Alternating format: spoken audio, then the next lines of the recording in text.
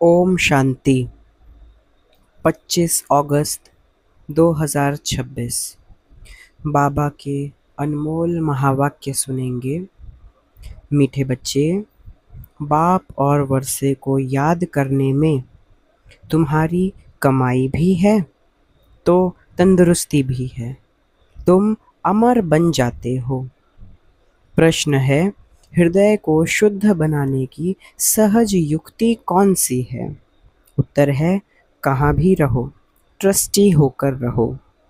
हमेशा समझो, हम शिव बाबा के भंडारे से खाते हैं।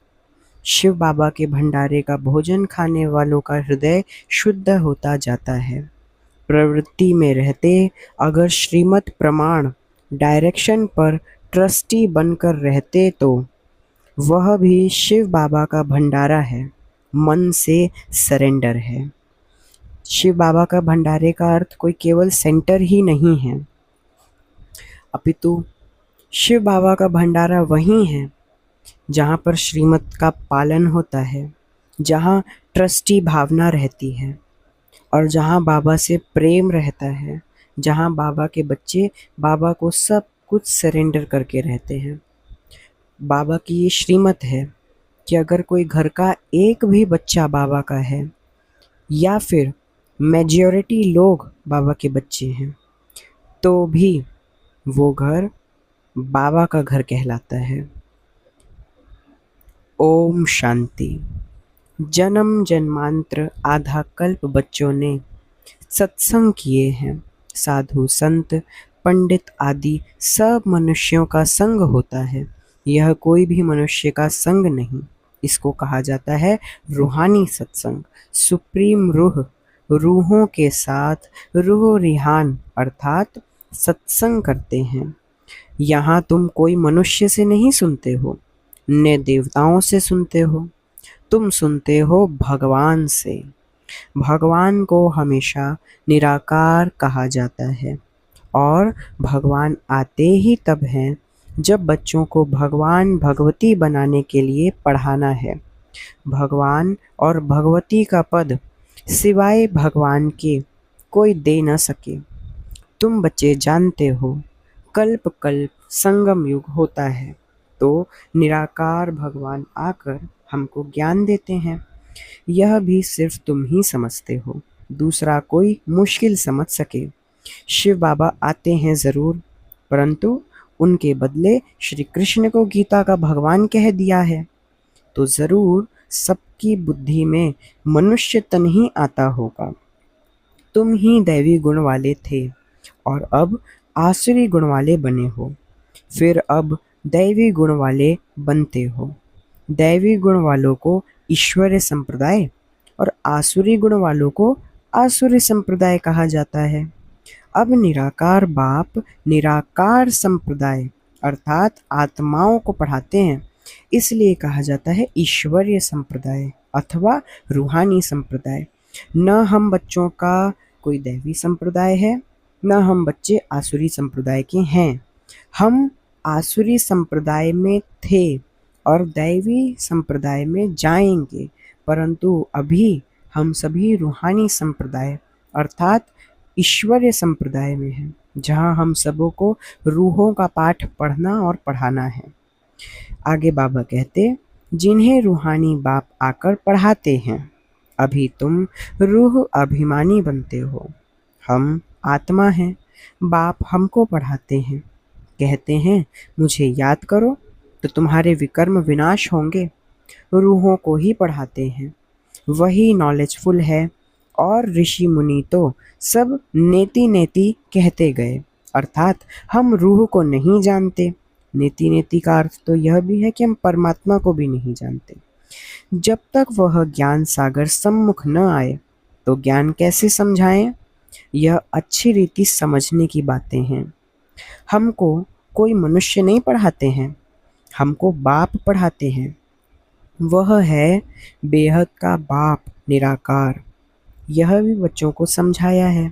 साकार और निराकार दो बाप हर एक को होते हैं, एक रूहानी दूसरा जिस्मानी।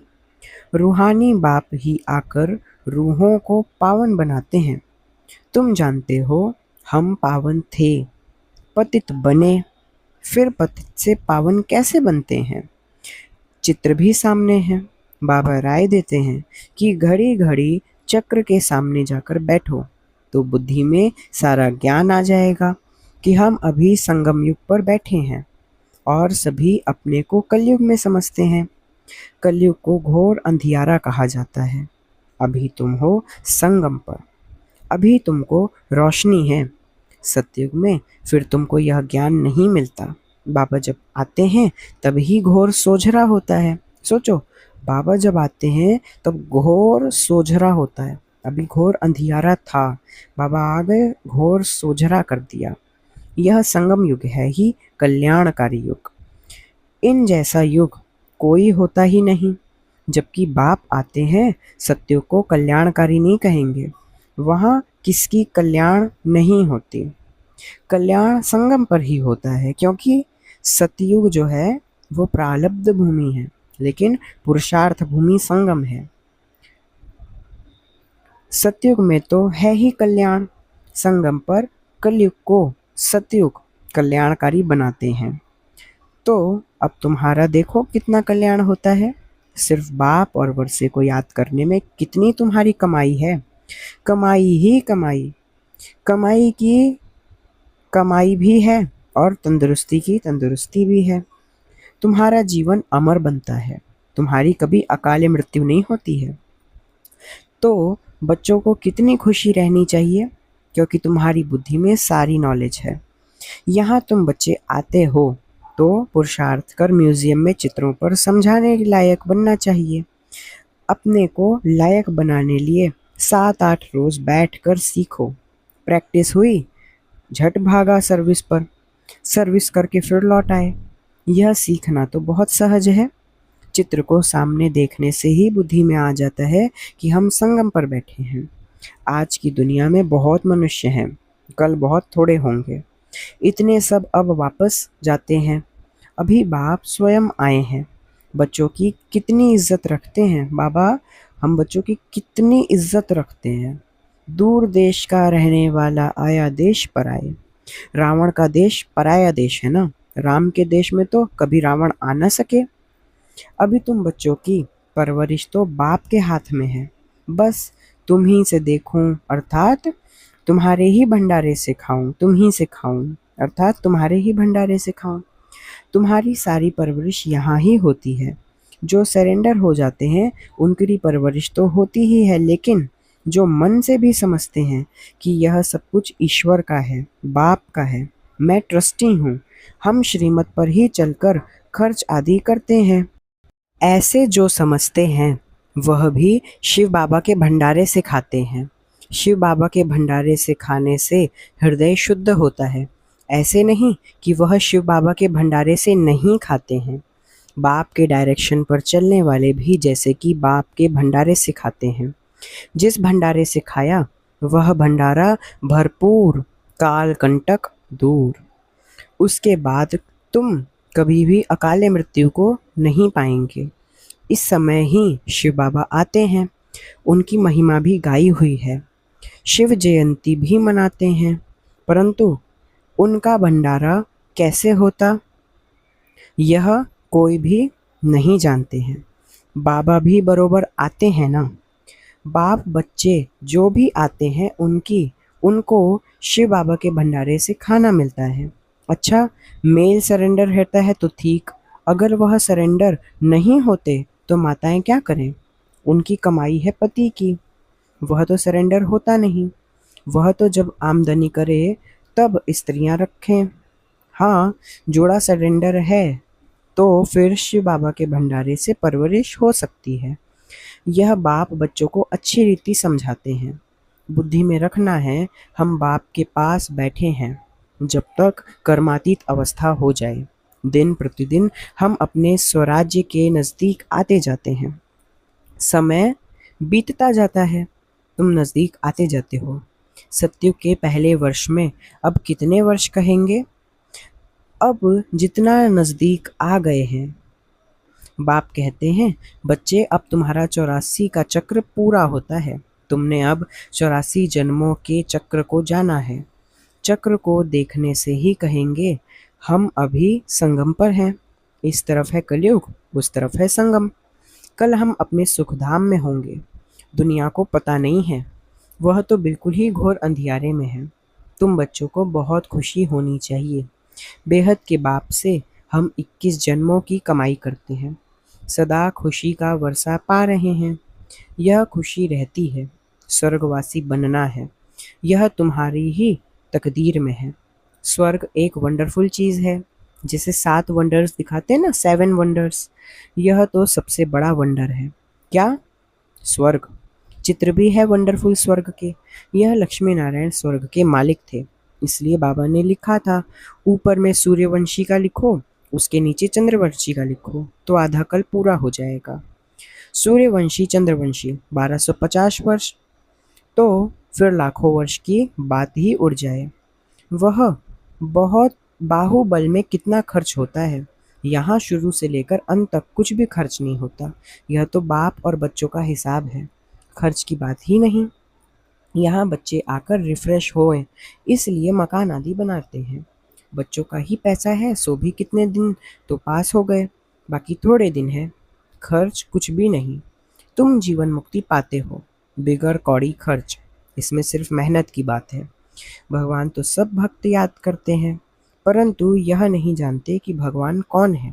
भगवान को न जानने कारण बहुतों का भगवान मान लेते हैं।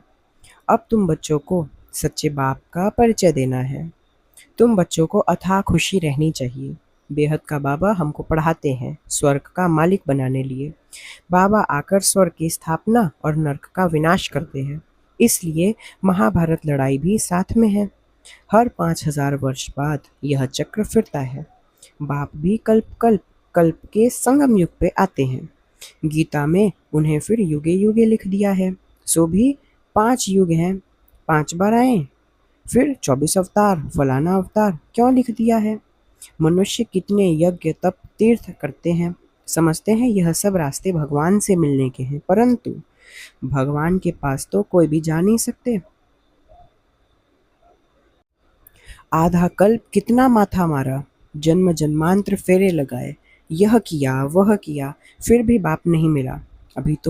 अभी बाप तुम बच्चों के कितना नजदीक है। तुम तुमसे बात कर रहे हैं, तुमको समझा रहे हैं, तुम समझते हो? तुम समझते हो?